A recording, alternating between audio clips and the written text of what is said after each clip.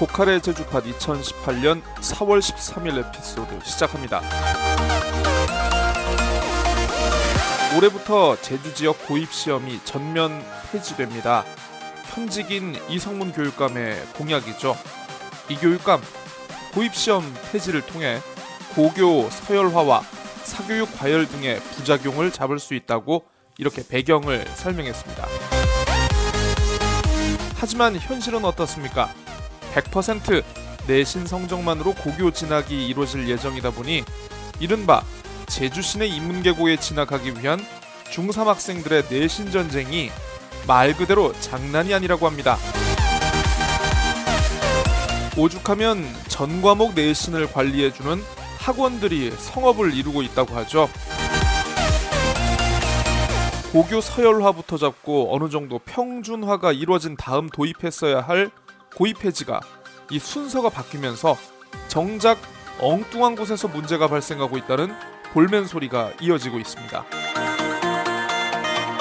이런 가운데 이번 지방선거를 통해 교육감에 도전하는 김광수 예비 후보가 고입시험 부활을 공약으로 내걸었는데요.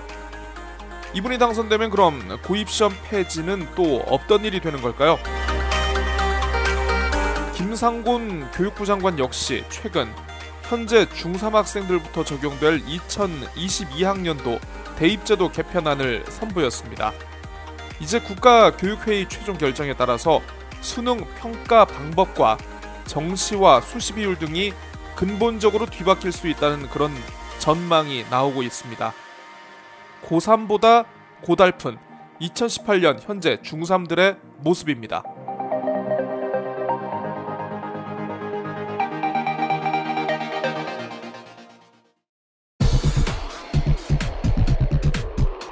신문이나 방송을 봐도 맨날 그 뉴스가 그 뉴스. 좀 깊이 있는 소식은 없을까? 이건 분명히 잘못된 게 맞잖아. 그런데 언론들은 왜 아무 목소리를 내지 않는 거지? 요즘 언론이 아무리 막탱이가 같다지만 이렇게까지 사주 뒤를 봐줘야 하나? 뉴스가 좀 뜬금없는데 왜 이런 뉴스가 나왔을까? 이런 뉴스에 지치셨습니까? 여러분을 대신해서 물어보는 뉴스, 여러분을 대신해서 뜯어보는 뉴스, 저 고칼이 있습니다. 고칼의 제주팟, 매주 월수금 3차례 여러분들을 찾아갑니다. 다운로드와 구독하기 그리고 좋아요로 고칼의 제주팟을 키워주십시오.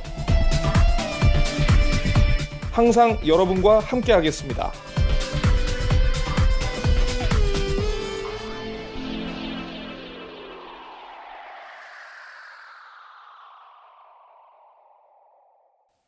청취자 여러분 안녕하십니까? 고칼 인사드립니다. 이 마음이 가벼워야 할 금요일이 됐습니다만 이 어제 제주에서 발생한 열기구 추락 사건으로 이게 전국적인 이슈로 커지다 보니 마음이 좀 무거워지는 것 같습니다.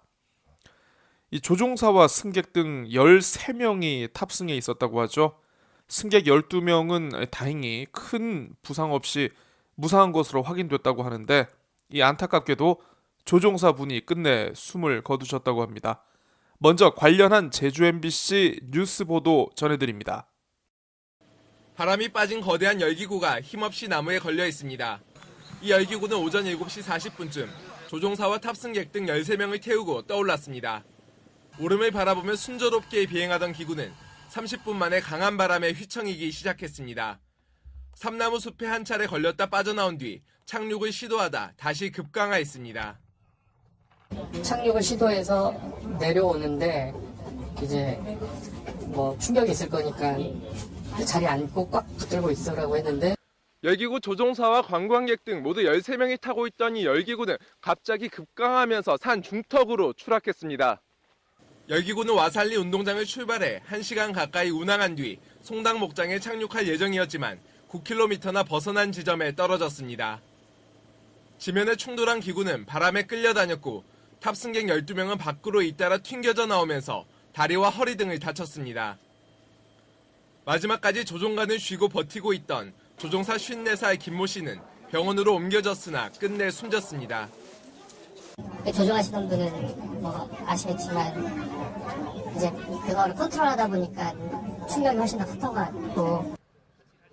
열기구가 추락한 곳이 외진 숲지대여서 구급대가 신고를 받고 현장에 도착하기까지 안타깝게도 1시간이나 걸렸습니다. MBC 뉴스 김항섭입니다. 네, 이번 사고와 관련해서 이 열기구 운영업체 오름 열기구라는 곳이 공식 사과문을 냈습니다. 그래서 그 내용을 좀 전해드리려고 하는데요.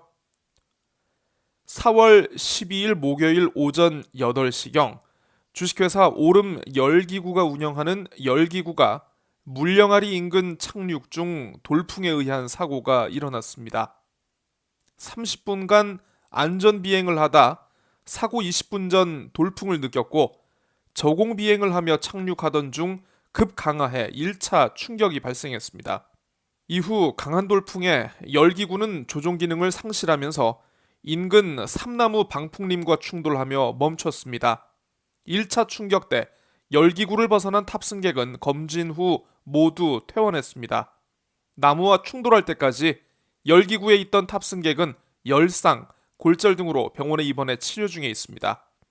열기구에 탑승했던 김종국 대표는 1차 충격 뒤 안전한 착륙을 위해 최선을 다하겠다며 승객을 안심시키고 승객의 안전을 위해 열기구 상단 캐노피를 열며 조종관을 끝까지 잡으셨고 결국 명을 달리하였습니다.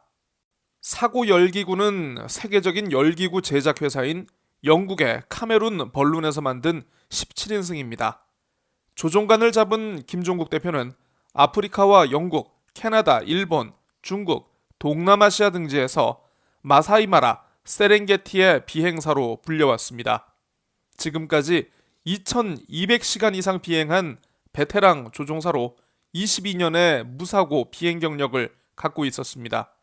오름 열기구는 2017년 5월 사업 시작 후 기상 상황이 안전하지 않다고 판단되면 비행을 취소하는 등 지금까지의 비행일은 약 60일 정도입니다. 비행 취소에 따른 예약 고객의 민원이 적지 않았지만 그럼에도 회사는 안전을 최우선으로 운영해왔습니다. 24시간 기상 상황 체크를 위해 전문적인 기상 관측 장비 투자를 꾸준히 해오고 있었지만 그런 노력에도 불구하고 불행한 사고가 생겨 매우 안타깝게 생각합니다. 오늘 사고로 인해 큰 염려를 끼쳐드려 죄송합니다. 탑승자와 가족분들께 고개 숙여 사과의 말씀을 올립니다. 오름 열기구는 오늘 사고 수습을 위해 최선을 다하겠습니다. 네, 이렇게 사과문을 발표를 했군요. 이번 추락 사고에 따라서 이 국토교통부가 사고 현장에 이 항공철도사고조사위원회 조사관을 급파해서 이 항공안전법에 따른 안전 기준을 준수했는지 그리고 착륙 지점의 바람 세기 등 이제 각종 사고와 관련 자료들을 조사하고 있는 것으로 전해졌습니다. 그런데 이 열기구 운항에 대해 당초 인허가를 주관하는 관청이죠. 항공청이 돌풍이 잦은 제주의 특성상 안전사고의 우려가 있다. 그래서 4차례 사업 신청을 반려했다는 사실이 뒤늦게 확인이 됐는데요. 계속해서 제주 KBS의 보도 내용 들어보시죠. 사고업체가 열기구 비행을 승인받은 건 지난해 4월로 신청 4차례만이었습니다. 밧줄로 묶여있는 체험형 열기구와 달리 일정 거리를 나는 자유 열기구다 보니 항공청이 안전을 이유로 번번이 반려했던 겁니다. 비행 경로에 풍력 발전기 등 장애물이 있는 데다 잦은 돌풍 또한 위험하다는 판단이 있었습니다. 업체는 장애물을 피해 이륙 지점을 8곳에서 4곳으로 줄이고 바람은 초속 3m 이하일 때만 운행하는 조건으로 승인을 받았습니다. 이후로는 별다른 규제 없이 조종사가 비행을 결정했습니다. 그때 하는 건 없습니다. 그 기간별로 해주면 이제 그 기간 안에 대신 이제 뭐 주간에만 뭐 이런 식으로 이제 제한을 하고 있죠. 우려는 결국 사고로 이어졌습니다. 업체는 승인 지점이 아닌 곳에서 열기구를 띄우려 했고 이때도 바람이 문제가 됐던 것으로 조사됐습니다. 폴로 경기장 여기에서 출발을 하려고 하다가 뭐 바람 방향이 안 맞은 건지 바람이 세든지 해서 구자 그 와산리로 옮겼다. 이륙은 바람을 피해 정해진 지점에서 이루어졌지만 예측할 수 없는 돌풍을 피하지는 못했습니다. 보호 장비 없이 탑승한 승객들은 그대로 튕겨져 나갔습니다. 취급비 정도인데도 되게 충격이 크더라고요. 열기구 자체가 보호장치가 전혀 없고 그냥 오픈되어 있으니까 보호장구를 타고 한다든지 그랬으면 낫지 않았을까. 숨진 조종사 55살 김모 씨는 22년 무사고 경력의 전문가였습니다. 끝까지 조종관을 놓지 않으며 승객들의 안전을 책임지려 했다는 증언이 나오면서 안타까움을 더하고 있습니다. KBS 뉴스 강나래입니다. 그런데 이 업체의 인허가 과정에서 외부의 압력이 작용했다는 주장까지 제기돼 이게 파문이 커질 전망입니다. 오늘 아침 방송된 CBS 김현정의 뉴스쇼에 출연한 익명의 열기구 전문가가 이렇게 말했는데요. 이번 사고는 이미 예견됐다.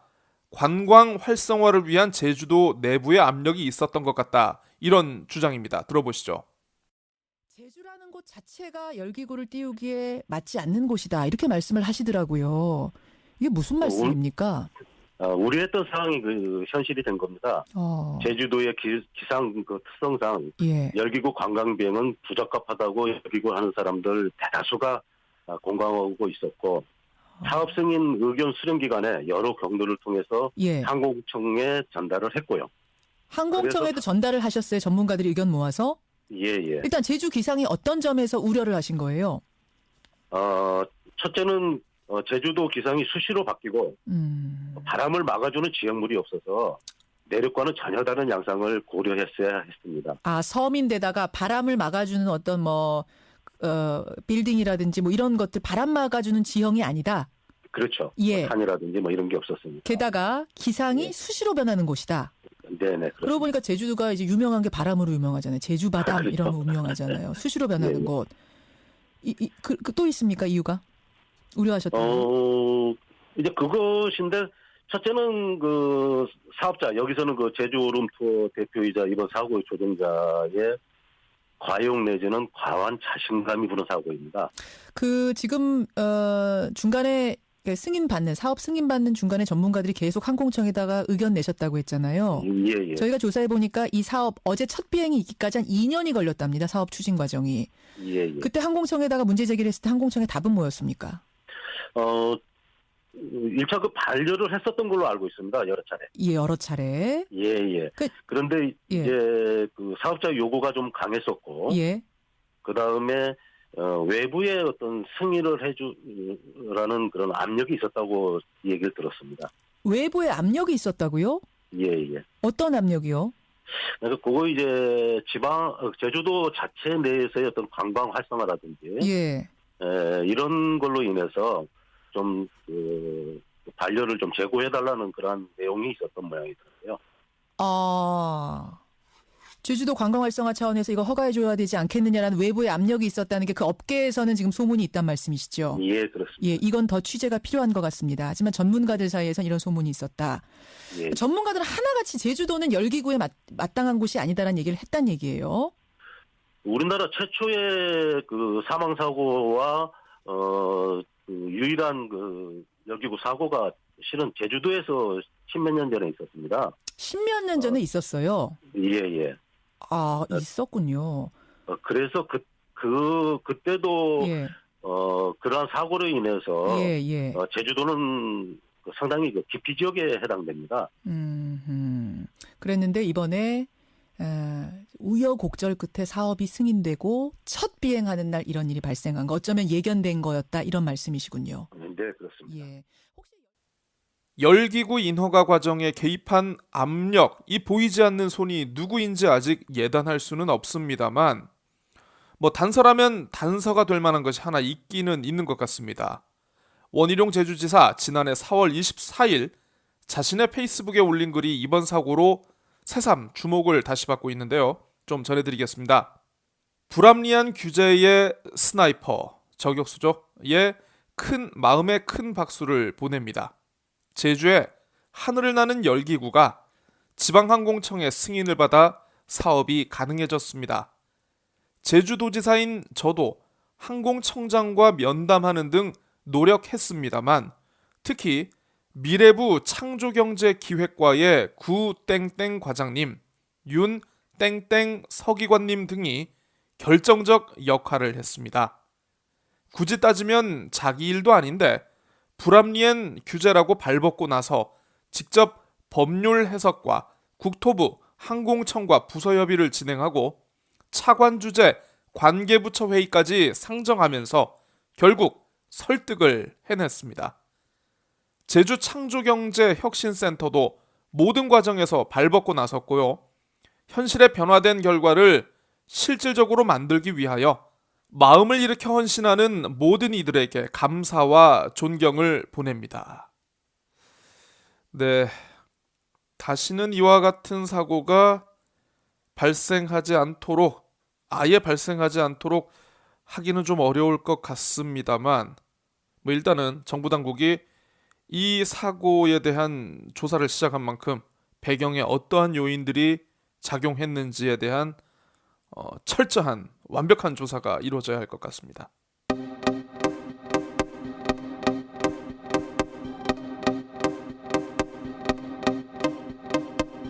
정치 얘기로 주제를 좀 바꿔 보겠습니다. 청취자 여러분들 아시는 것과 같이 지난 10일이죠. 원희룡 제주도지사가 바른미래당 탈당을 선언하지 않았습니까? 탈당 이유에 대해서 당시 원지사 기존의 정당 구조로는 개혁 정치를 펼치기 어렵다 이렇게 주장을 했죠. 노르가즘으로 유명한 분입니다. 정의당 노회찬 의원. 이건 개혁 정치를 위한 탈당이 아니라 재선을 위한 탈당에 불과하다 이렇게 팩트 폭격을 해버렸습니다. 그제 방송된 TBS 교통방송 김어준의 뉴스공장 가운데 일부 내용입니다. 그리고 이제 지방선거 얘기를 또 한번 해보자면 원희룡 지사는 왜 탈당했을까요? 다시 재출마해서 당선되고 싶기 때문에 탈당했다고 보이죠.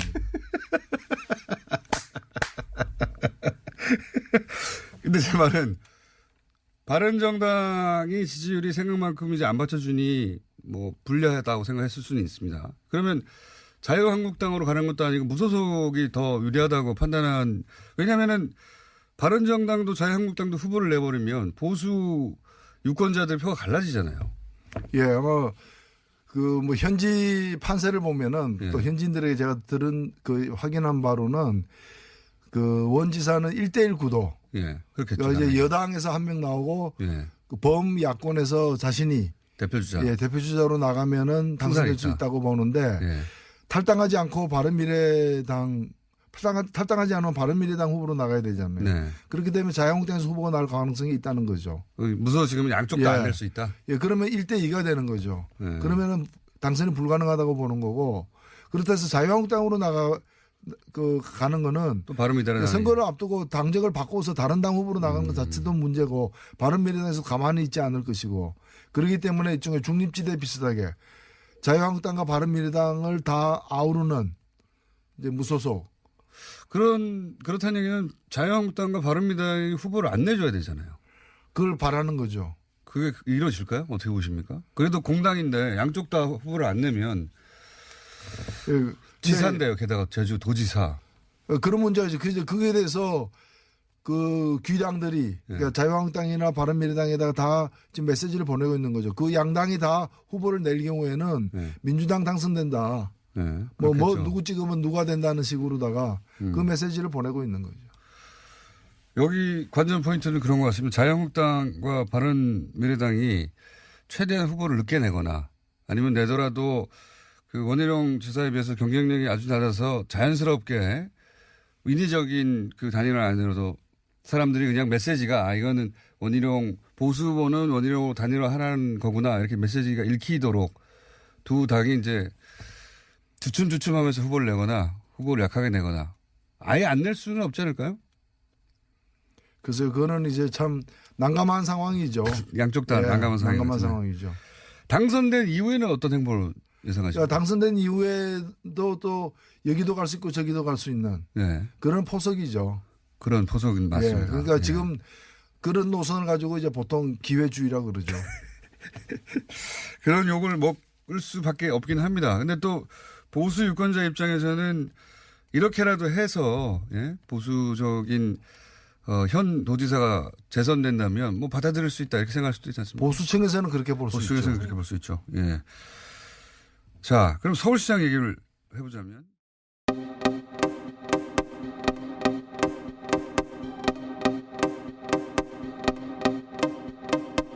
더불어민주당이 오늘부터 사흘 동안 이 지방선거 본선 후보를 뽑는 경선을 진행합니다.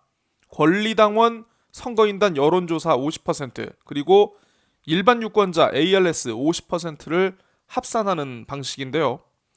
그런데 어제 오후 김우남 예비후보가 긴급 기자회견을 열고 민주당 도당 전체 당원 7만여 명의 명부가 문대림 예비후보 측으로 유출된 정황이 있다라며 문제제기에 나섰습니다. 나라의 발전을 위해서는 보수와 진보가 정의롭게 경쟁하고 공정하게 경쟁하기를 강조했습니다. 그러나 이 원칙이 이번 제주도 민주당 도지사 후보 경선에서 무너졌습니다. 내일부터 치러지는 민주당 도지사 후보 경선은 평등하지도 공정하지도 정의롭지도 않습니다. 특정 후보 측에 당원 명부가 유출되었고 특정 후보는 당원 명부를 활용 선거운동을 했습니다. 수능 학생에게 수능 문제지를 유출해놓고 답을 가르쳐주고 시험을 치르는 것과 무엇이 다른 일입니까? 저를 지지하는 많은 분들이 평등하지도 공정하지도 정의롭지 않는 경선에 참여하는 것은 죽음뿐이라고 했습니다.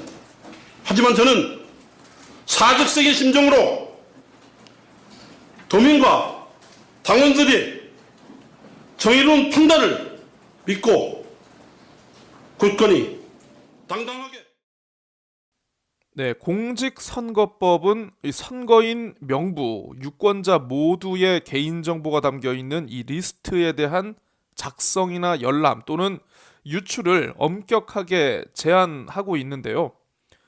민주당의 선거인 명부라고 할 수도 있는 이 당원 명부, 문 예비후보 측이 확보해 사용하고 있다는 그런 김 예비후보 측의 주장입니다. 그렇다면 이 7만 명 정도의 당원 명부, 이 문 예비후보 측이 갖고 있다는 사실을 김 예비후보 측은 어떻게 알게 됐을까요? 일단 김우남 후보 측 고유기 대변인의 주장은 이렇습니다.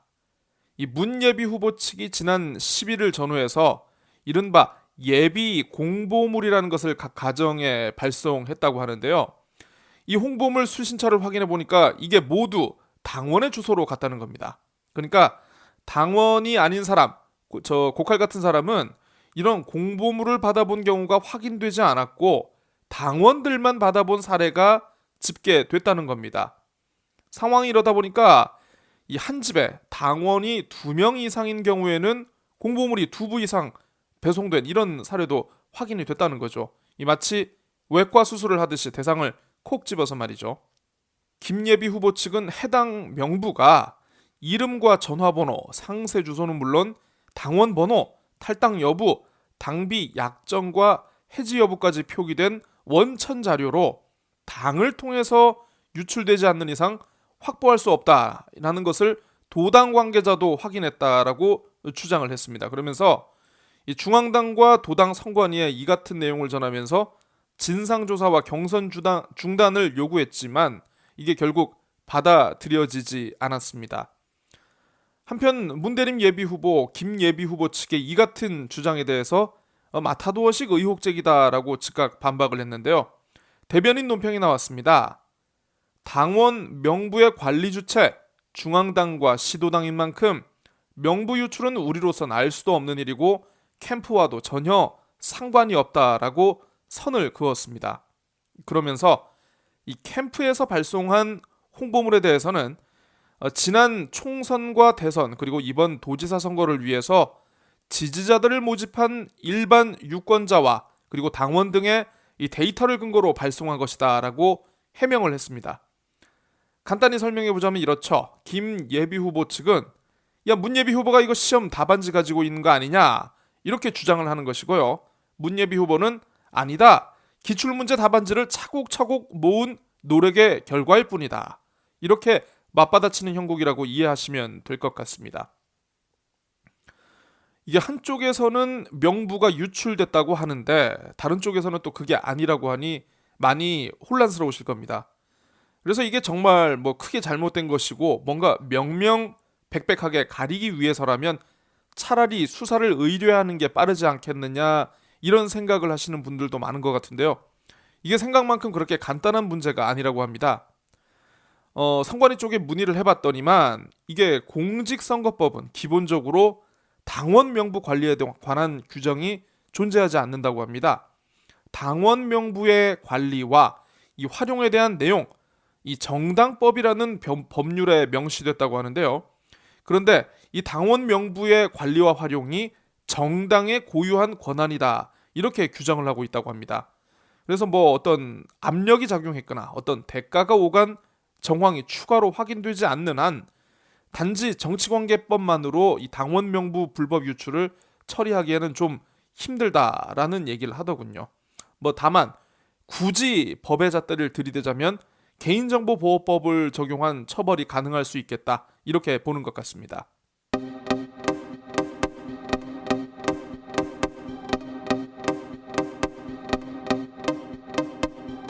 끝으로 어제 제주 CBS를 통해 방송된 뉴스톡 전해드리겠습니다. 오늘부터 시작된 경선을 앞두고 두 예비 후보의 단판 대결인 토론회가 그제 열리지 않았습니까? 기계적 균형을 쏙 뺀 저의 솔직한 감상평을 담아봤습니다. 누가 개 발렸을까? 뭐 이거에 대한 평도 있고요. 여러분 생각과는 어느 정도 일치할지 저도 사뭇 궁금해집니다. 뉴스톡 전해드리면서 저는 물러가겠습니다. 청취자 여러분들도 이번 한 주 살아내시느라 정말 수고 많으셨습니다. 저는 다음 주 월요일 다시 찾아뵙겠습니다. 안녕히 계십시오.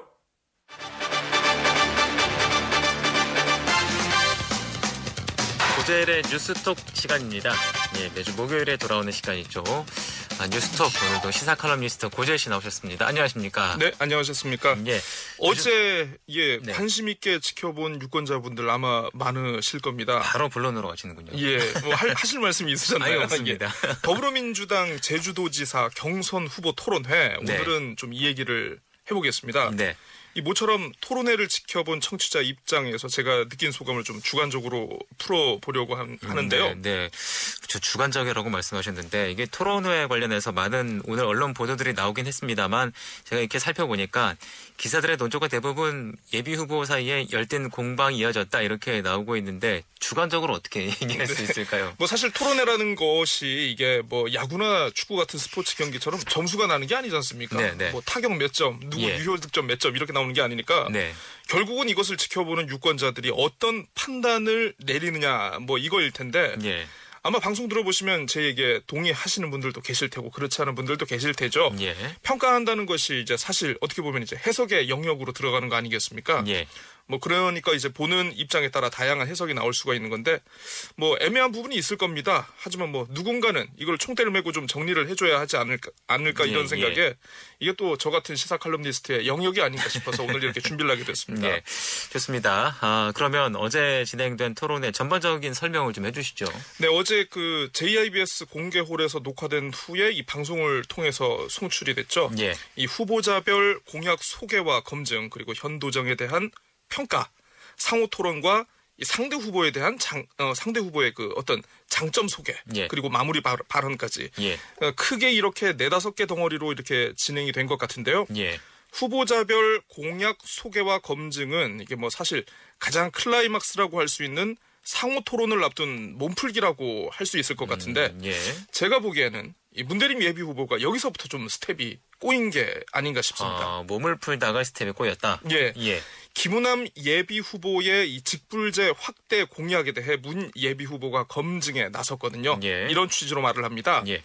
이 제주의 반농업은 현재 기반 정비도 다 되지 않았고 직불금 자체도 다른 지역에 미치지 못하고 있는 것으로 봐서는 이 정치력에 의문이 든다라고 말이죠. 그러니까 예. 현역 국회의원 시절 김우남 예비 후보가 뭘 했느냐 이렇게 꼬집는 질문인 셈이었습니다. 그렇죠. 그런데 김 예비 후보가 이걸 또 살려내요. 예. 어떻게 살렸냐면 예. 김우남이 아니면 직불제 제도 자체가 원래 불가능했다. 벼농사 위주의 직불금 제도를 반농업까지 확대시킨 당사자가 바로 본인이라면서 예. 다른 지역 국회의원들로부터도 감사 얘기를 많이 들었다. 이 자신의 국회의원을 하면서 가장 업적으로 내세우고 싶은 부분은 바로 이것이라고 거듭 강조를 했습니다. 예. 결과적으로는 초장부터 완전히 판을 깔아준 셈이다. 이렇게 볼 수 있겠습니다. 그러니까 고 기자가 보기에는 문 예비 후보가 공격의 포인트를 잘못 잡았다 이렇게 보신 거군요. 네, 그렇습니다. 예. 그런데 이 직불제 공약 문대림 예비 후보도 역시 내걸고 있는데요. 예. 이 명칭이 녹색 직불제라고 하더군요. 예. 김우남 예비 후보가 이 부분을 놓치지 않았습니다. 녹색 직불제 개념이 뭐냐? 그렇죠. 현재 제도상 시행되지도 않는 비현실적인 공약 아니냐? 이렇게 따지면서 파고들었는데요. 예. 결국 문 예비 후보는 도입을 염두에 둔 정책이다라고 예. 한 발 물러섰습니다. 예. 자, 그런데 여기서 그치지 않았습니다.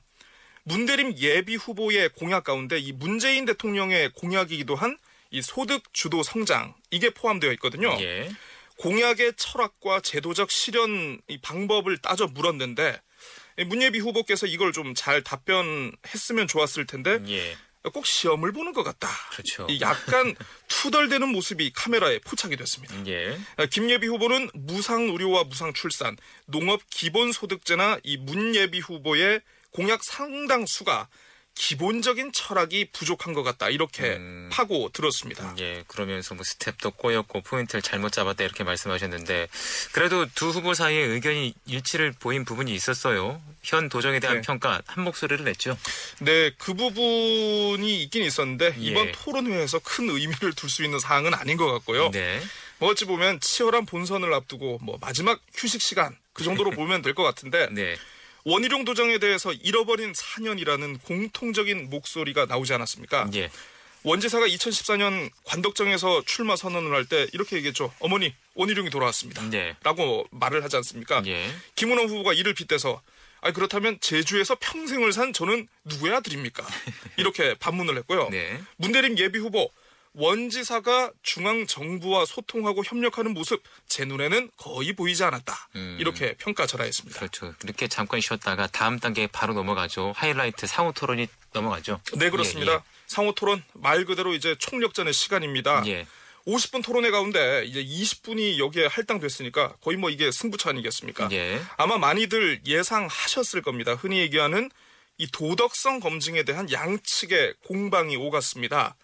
김우남 예비 후보는 역시나 예상했던 대로 저희 코너에서 팩트체크로 다룬 바 있죠. 예. 문대림 예비 후보의 유리해성 재산 허위 신고 의혹, 그리고 송악산 부동산 투기 의혹, 그리고 당 정체성 등을 중심으로 추궁을 이어갔습니다. 예. 그런데 문대림 후보가 그동안 이런 사안들에 대해서 이미 청와대 검증 등을 받은 사안이다. 그래서 공개적으로 대응을 자제해 왔는데 네, 그렇죠. 그러면 어제는 완전한 해명에 나섰습니까? 글쎄요, 이게 해명이 완전히 됐다고 봐야 하는지 좀 아리송하긴 한데요. 예. 2008년부터 2012년 재산 신고까지 유리해성 주식을 한명합자 유한회사 지분으로 신고한 것을 두고 이 최근 문 예비 후보가 이 청와대 들어가면서 착오를 확인했다고 예. 기자회견에서 밝혔거든요. 예. 그런데 이 시점이 또 바뀌었습니다. 예. 2012년 국회의원 선거 과정에서 회계 책임자가 발견해서 이때 수정을 했다고 정정을 했습니다. 그렇죠. 이때 이렇게 얘기를 했는데 그럼 기자회견 때는 본인도 정확히 모르는 상태에서 말을 했던 거군요. 네, 그렇습니다. 예. 이에 대해 김무남 예비 후보가 닉슨 전 미국 대통령 유명하지 않습니까? 예. 그 워터게이트 사건으로 탄핵을 당했는데 예. 이 사건을 인용하면서 거짓말을 부각시키려고 했습니다. 예. 법대를 나온 예비 후보가 이제 주식회사의 주식 그리고 한명합자 회사의 지분도 구분을 못하느냐라고 지적을 했는데 뜻밖의 답변이 나왔습니다. 예. 저는 상과대학을 나오지 않았습니다. 라고 말이죠. 예. 이 송악산 인근 부동산 투기 의혹 제기에 대해서는 법적 책임을 질 수 있느냐라고 문예비 후보가 물었고요. 예. 지난 2010년 지방선거 당시 이 민주당을 탈당한 우금민 전 도지사 후보를 도운 것을 두고는 이 정체성을 묻는 질문에 별다른 대답 없이 듣기만 했습니다. 네, 그렇죠. 여기까지만 보면 문대림 예비 후보가 좀처럼 반격의 기회를 잡지 못하고 있는 것 같군요. 네, 그렇습니다. 밀리고 있던 문 예비 후보가 모처럼 치고 나간 것이 바로 이제 논문 표절 건입니다. 예. 자신의 논문 표절 의혹을 제기한 언론 보도 이후에 이 김예비 후보 측이 이 문제를 제기할 것을 아마 예상을 했겠죠. 예. 그래서 문 예비 후보 측에서도 김 예비 후보의 과거 국회의원 시절 정책 자료집을 살펴본 것 같습니다. 예. 뭐 카피킬러라는 프로그램으로 확인을 했더니 많게는 50%가량 표절을 한 것으로 확인이 됐다. 이렇게 그렇죠. 반격에 나섰습니다. 예. 그러자 김 예비 후보 석사 논문과 정책 자료집을 똑같은 기준으로 보는 것이 맞느냐라며 반발을 했고요. 이 와중에 김예비 후보는 내가 정책 자료집으로 석사를 획득했냐, 박사를 획득했냐, 무슨 이익을 얻었느냐라고 물러서지 않았습니다. 예. 그러면 문대림 예비 후보는 어떤 사항을 보고 문제 제기를 했습니까? 예, 문 예비 후보 지난 7일 김 예비 후보 측 고유기 대변인이 논평을 냈다가 철회한 사례를 문제 삼았습니다. 예. 문 예비 후보가 공직선거법을 위반해 이 페이스북 광고를 낸 혐의로 현재 선관위 조사를 받고 있다는 그런 취지의 논평을 냈다가 예. 철회를 했거든요. 예. 이에 대해 인격 살인에 준하는 논평이다라고 반발을 했습니다. 이에 대해 김예비 후보 책임질 일이 있으면 피하지 않겠다고 답했습니다. 이 상호 토론 이후에 아무래도 이제 이 사회자가 좀 열띤 상황을 의식했는지 예. 상대방의 장점에 대해서 말해달라고 했는데요. 네. 뭐 좀 억지로 던진 질문 같아서 오늘 코너에선 별로 언급하고 예. 싶진 않습니다. 예. 그러면 이제 마무리를 우리도 해야 되는데 이번 토론회 지켜본 총평이나 관전평은 어떻게 얘기할 수 있을까요? 네, 저는 개인적으로 이번 토론회를 김우남 예비 후보의 완승이라고 평가하고 싶습니다. 예. 문대림 예비 후보가 이 결정적으로 몇 가지 실수를 한 것 같은데요. 예. 우선 디테일이 약했습니다. 예.